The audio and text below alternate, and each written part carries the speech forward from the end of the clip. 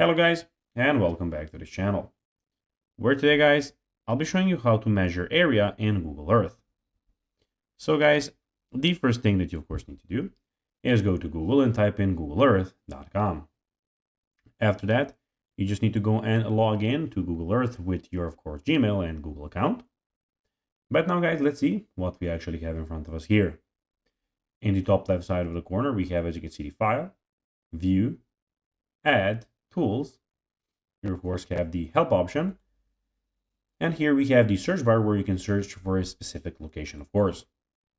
But now guys, let's see how you can actually go and measure area in Google Earth. It is pretty simple and you just need to go and follow these 2 steps to know how to do it in just no time.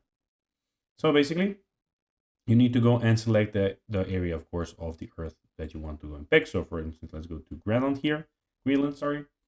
Now when you're here, you need to go to the top side of the corner of the screen, top left to be precise, and click on this tool here, measure distance and area.